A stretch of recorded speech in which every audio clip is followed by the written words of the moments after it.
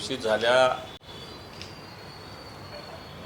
तशा चोरांनीच उलट्या बॉम्बा सुरू केलेल्या आहे. मुंबईविषयी, महाराष्ट्राविषयी उलट्या बोंबा चोरांनी महाराष्ट्रात, विशेषतः भारतीय जनता पार्टीच्या चोरांनी त्या सुरू केलेल्या आहे. आणि ते म्हणजे त्याला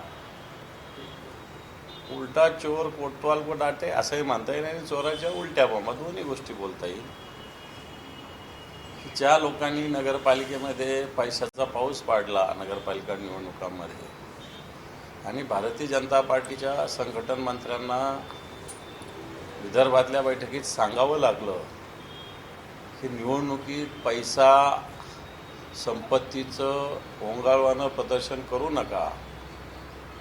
ते लोक उद्धवजी ठाकरे साहेबांची शिवसेना ही आता मोठ्या प्रमाणावर लाखो करोडो रुपये निवडणुकीत टाकणार. मुंबई लुटली 25 वर्षांनी. 25 वर्षांनं लुटली म्हणत असताना तुम्ही कुठे होता त्यावेळेस?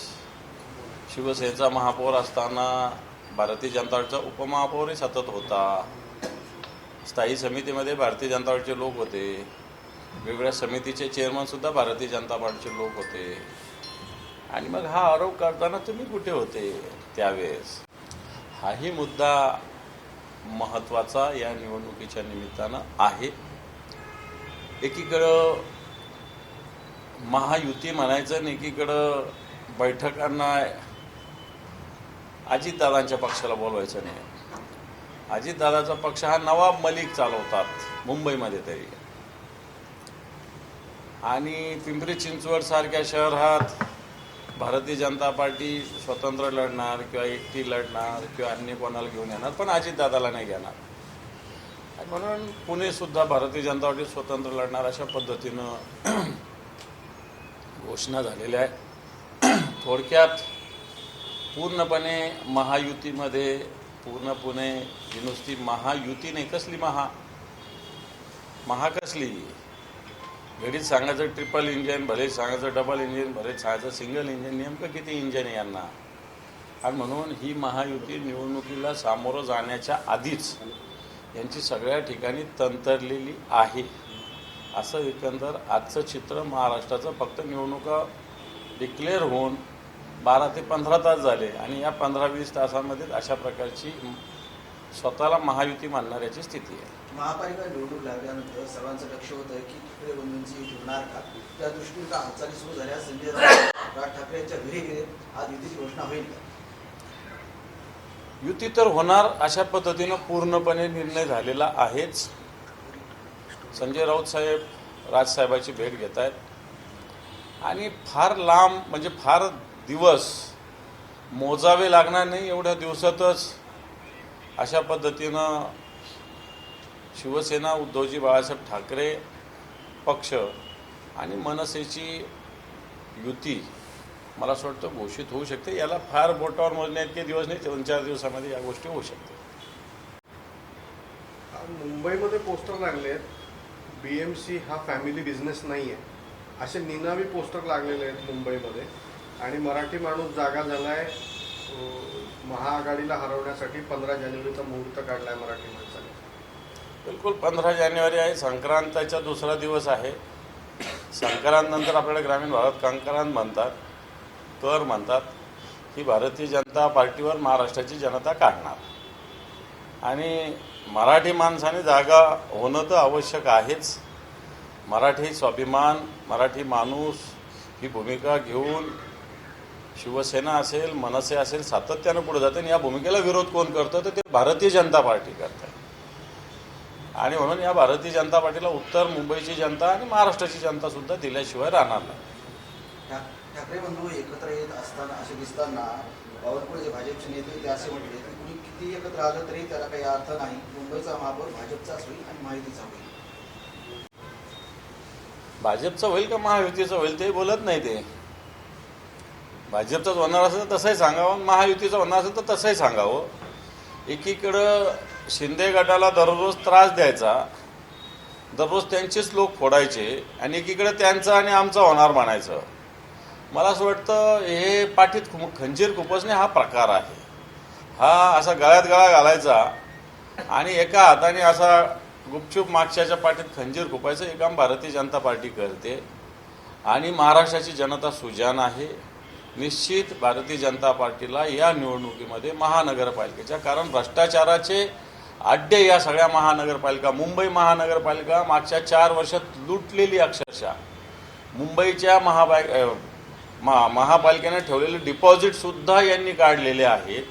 मुंबई पूर्ण रस्त्यावर खड्डे करून ठेवलेले, मुंबई खोदून ठेवलेली आहे. आणि नुसतं गुत्तेदारांसाठी मुंबई लुटण्याचं काम आणि या महाराष्ट्रसुद्धा लुटण्याचं काम भारतीय जनता पार्टीने त्यांच्या बगलबादचे आत्ताच्या घडीला करतात. हा झाला मुंबईचा विषय. छत्रपती संभाजीनगर महापालिकेमध्ये काय चाललंय? तुम्ही अलायन्समध्ये जाणार आहात कोणासोबत, काय ठरतंय? ते महाविकास आघाडी व्हावी अशी पूर्णपणे इच्छा, तयारी आमची तरी आहे. पूर्णपणे त्या पद्धतीनं महाविकास आघाडी होण्यासाठी आम्ही प्रयत्नशील आहोत. लवकरच, आता कालच निवडणुका जाहीर झाल्या. त्यांचा पक्ष त्यांनी तयारी केली असेल, आमचा पक्ष आम्ही तयारी केलेली आहे. आणि लवकरच मला असं वाटतं वरिष्ठांचे आदेश घेऊन, सूचना घेऊन या संदर्भात पावलं उचलण्याचं काम आम्ही या ठिकाणी सुद्धा करू. एमआय पक्ष जो आहे तो महाविकास आघाडी सोबत येण्यासाठी कुठेतरी सकारात्मक पाहायला मिळतोय, तर मग आपल्यासोबत घेण्यास तुम्ही तयार आहात का? एमआयएम पक्षाची एक विचारसरणी काही या सगळ्याच्याशी कुठेही ताळमेळ ठेवत नाही. एमआयएम जातीवादी पक्ष आहे. एमआयएमच्या सोबत जाण्याचा प्रश्नच येत नाही. एमआयएम म्हणजे काय, मुस्लिम मतांना काही एमआयएमनी स्वतःची जहागिरी समजू नये, बिलकुल समजू नये. मुस्लिम मतदान हे सगळ्यांना पडेल, आम्हालाही पडेल, एवढं 100% सांगतो. परंतु प्रत्येक पक्ष दावा करतात की आमचा झेंडा महानगरपालिकेवर फडकणार आहे. एकीकडे भाजपमध्ये आणि शिंदे गटामध्ये एक वाद निर्माण झालाय, तो म्हणजे ध्वज फडकवण्यावरून. काय वाटतं तुम्हाला, या दोघांच्या भांडणामध्ये तिसरा जला होऊ शकतो? यांचा तर फडकणार नाहीच आहे ना. यांचा कोण म्हणे फडकेल? यांचा कोणता ध्वज आहे? भगवा तर शिवसेनेचा उद्धवजींच्या नेतृत्वाखालीच फडकत आलेला 1988 पासून आणि पुन्हा फडकेल. शिंदे गटाचे नेते संजय राठोड ते असं म्हटले की निवडणूक म्हटलं की लोक पाय सुद्धा चेपून देतील, पण निवडणूक संपली की तेच लोक तुमच्या गळ्यापर्यंत येतील. रात्रमध्ये खूप बोलत होते ना. वाटतं हे त्या पद्धतीनं लढतात, त्या पद्धतीनं त्यांना तसा विचार दिसतोय त्यांचा.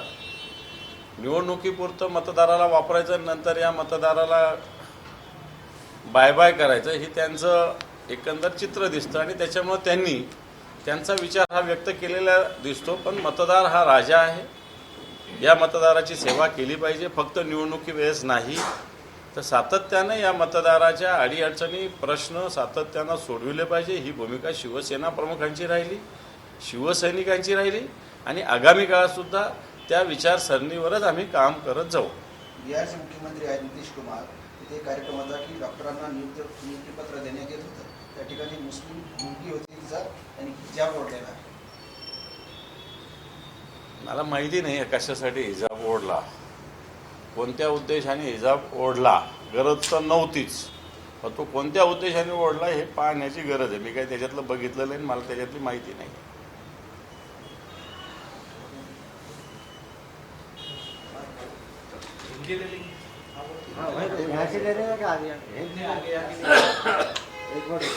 सवाल नहीं होते